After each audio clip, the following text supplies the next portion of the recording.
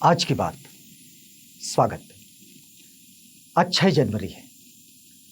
6 जनवरी मतलब बाबू हरदास एलन इनका जन्मदिन। बाबू हरदास एलन का नाम आपने नहीं सुना होगा, लेकिन आपको उनका स्लोगन बताते हैं, जय भीम। इस स्लोगन को आपने सुना है। इस स्लोगन को जिन्होंने जन्म दिया वे है बाबू हरदास एलन। नागपुर के पास, अभी तो उसे उपनगर कहा जाएगा, कामठी नागपुर का ही हिस्सा है। इस कामठी से रहे हैं वे। बाबू हरदास एलन और अंबेडकरवादी आंदोलन के और बाबा साहेब के आंदोलन के बड़े महत्वपूर्ण सेनानी के रूप में उनका परिचय आता है।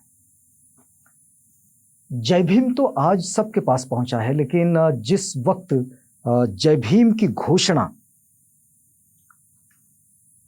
1935 में बाबू हरदास एलन ने दी, तो तब शायद बाबू हरदास एलन ने भी ये नहीं सोचा होगा कि ये घोषणा पूरी दुनिया की घोषणा बन जाएगी। उस वक्त में जब बाबू हरदास एलन ने 1935 में जय भीम की घोषणा जब पहली बार की, तो वो घोषणा आगे वाला जब जय भीम कहता था तो उसके सामने जो था वो उसे बल भीम के रूप में उत्तर देता था। जय भीम बल भीम, मतलब इसने कहा जय भीम तो वो कहेगा बल भीम। और इस तरह से ये घोषणा आगे बढ़ी, ये उद्घोषणा आगे बढ़ी। धीरे धीरे उसका बल भीम जो है वो निकल गया और उसमें रह गया जय भीम।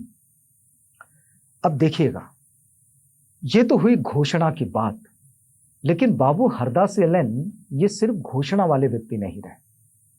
बाबू हरदास एलन का अपना एक खास व्यक्तित्व रहा है। बाबा साहेब के आंदोलन में उनकी बड़ी महती भूमिका रही है। लेकिन हम उनको जरा देखें, 1904 में उनका जन्म होता है और 1904 में जन्म होता है 6 जनवरी को। उसके बाद उम्र उनकी कितनी रही होगी आप उसका अंदाजा लगाइएगा, लेकिन 1921, 20, 22 के आसपास वे सार्वजनिक जीवन में आ चुके थे। और सार्वजनिक जीवन में आकर उन्होंने अपने काम को शुरू कर दिया था। बाबा साहेब सार्वजनिक जीवन में 1920 के आसपास आते हैं, लेकिन तब वे उतने ज्यादा प्रचारित नहीं थे। वे 1927 में प्रचारित होते हैं। लेकिन ये 1921, 22, 23 के आसपास इन्होंने अपना काम शुरू कर दिया था। बाबू हरदास एलन, इनका पूरा नाम है बाबू हरदास लक्ष्मण नगरकर। वो जो लक्ष्मण और नगरकर जो है, उसका लक्ष्मण का L और नगरकर का N, यही इतना लिखते रहे वे, और बाबू हरदास एलन बनकर वे सबके सामने सबसे परिचित रहे। बाबू हरदास एलन की स्मृति में एक मेला भी लगता है। वो 15 जनवरी को लगता है, 12 जनवरी को उनका स्मृति दिवस होता है, और ये कन्हान नदी के किनारे पर लगता है। हरदास घाट है वहाँ। बाबू हरदास एलन का जो उम्र जो है, उनका जो जीवन काल है वो बहुत छोटा रहा। लेकिन इस छोटे से जीवन काल में उन्होंने काम बहुत बड़े किए। 3 स्कूलें खोली उन्होंने कामठी के परिसर में। 2 मंदिर बनवाए। मंदिर क्यों बनवाए? अब देखिएगा, जिस वक्त में बाबू हरदास एलन काम कर रहे हैं, उस वक्त में अछूतों को मंदिर प्रवेश तो था नहीं, लेकिन अछूतों के पास उनकी अपनी धार्मिक और आध्यात्मिक भावनाएं तो थी, तो इसका शमन कहाँ होगा? और इसलिए उन्होंने स्वयं ही अपने अलग से मंदिर बनवाए। स्कूलें इसलिए खोली कि बच्चों को पढ़ाया जाए। बाबू हरदास एलन, आप यकीन मानिए कि उन्होंने 1921 में एक अखबार शुरू किया था, महारठा। बाबा साहेब के आंदोलन से तब उनका कोई खास परिचय नहीं था। वे 1928 में पहली बार बाबा साहेब से मिले, लेकिन 1921 में उन्होंने महारठा नाम से एक अखबार शुरू कर दिया था। और इस अखबार को चलाने का उद्देश्य ये था कि ये जो सारा डिप्रेस्ड क्लास है इस डिप्रेस्ड क्लास में एक चेतना आए, एक जागरूकता बढ़े।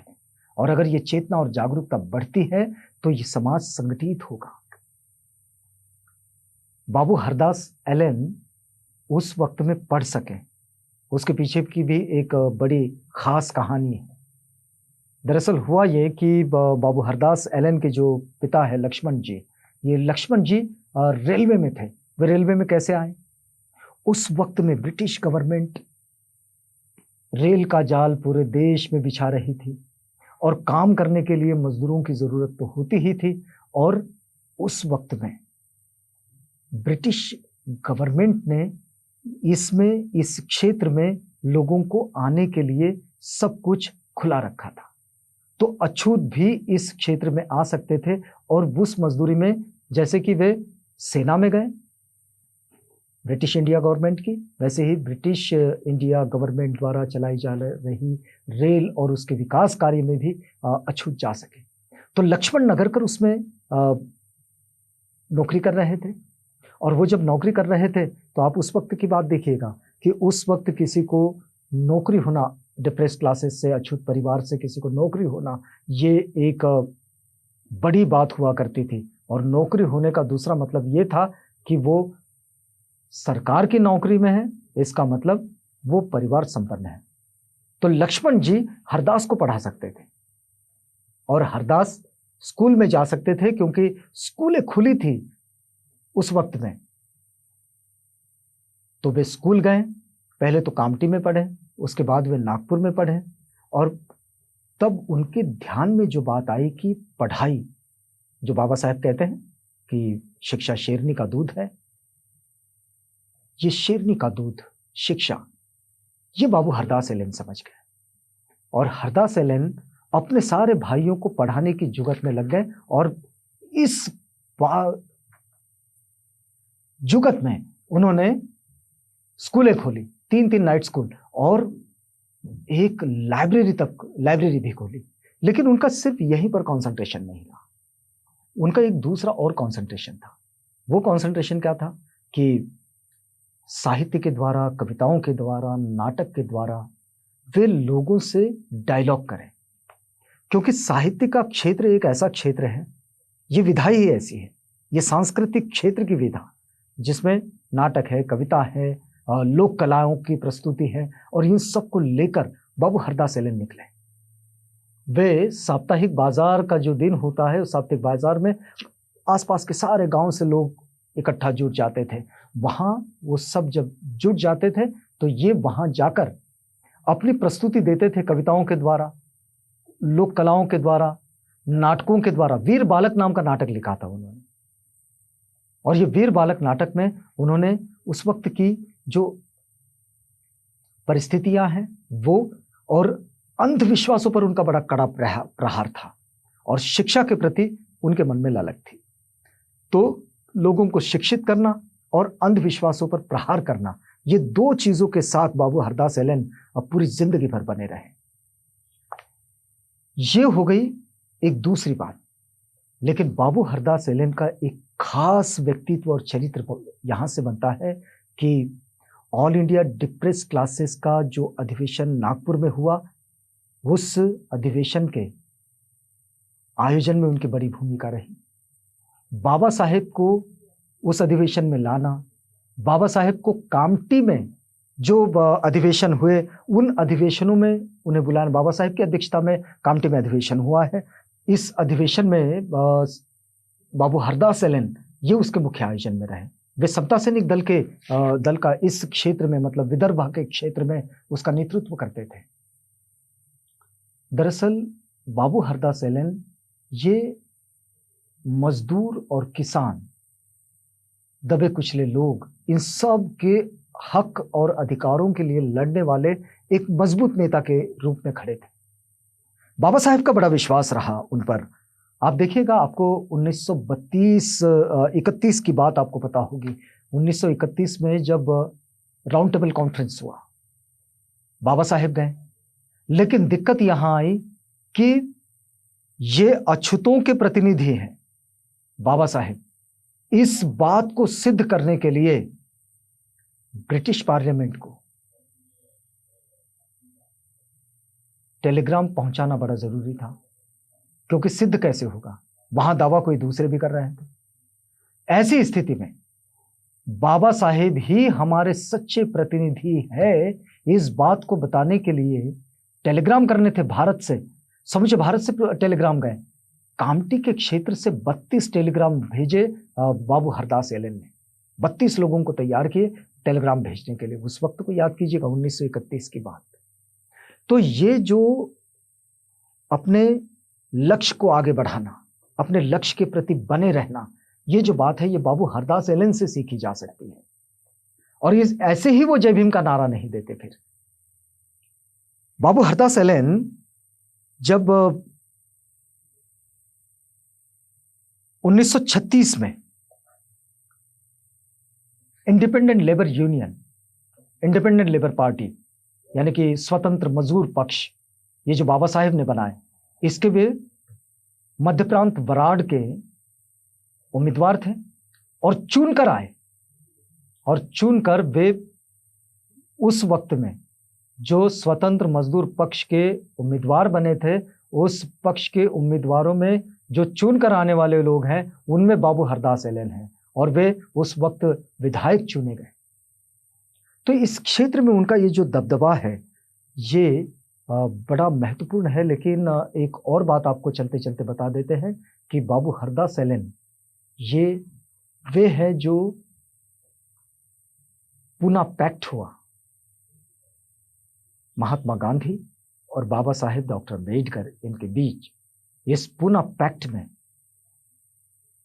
जो सिग्नेचर हुए हैं, वो सिग्नेचर करने वालों में बाबा साहेब की ओर से बाबू हरदास एलन थे। हमने आपको बताया कि बाबू हरदास एलन का जो जीवन काल है बड़ा छोटा रहा, लेकिन इस छोटे से जीवन काल में उन्होंने काम बहुत बड़े किए। 1935 में जब बाबा साहेब ने धर्मांतरण की घोषणा की एवले में, तो उस धर्मांतरण की घोषणा के समर्थन में बाबू हरदास एलन ने नागपुर और कामटी के परिसर में बड़ी सभा का आयोजन किया और कहा कि हम बाबा साहेब के साथ हैं। ये बाबा साहेब ने जो कहा है, हमें ये मान्य है। 35 की घोषणा बाद में 1956 में वो क्रियान्वयन में आई और बाबा साहेब ने बुद्ध धर्म की दीक्षा ली। लेकिन बाबू हरदास एलन इस तरह से बाबा साहेब के इस आंदोलन का हिस्सा रहे, और इसीलिए वे अभी पूरी दुनिया में जय भीम प्रवर्तक बाबू हरदास एलन के नाम से जाने जाते हैं। ये जय भीम प्रवर्तक बाबू हरदास एलन जब इस दुनिया से चले जाते हैं, विदा हो जाते हैं, अलविदा कह देते हैं इस दुनिया को, तो इस दुनिया से जब पर्दा कर जाते हैं, तो बाबू हरदास एलन के लिए बाबा साहेब कहते हैं कि आज मेरा दाहिना हाथ चला गया। ये जो बाबा साहेब की जो स्वीकारोक्ति है, या फिर बाबा साहेब की जो गवाही है अपने कार्यकर्ता के प्रति, तो इस कार्यकर्ता का बड़प्पन, उसकी महत्ता, ये सब समझा देते हैं।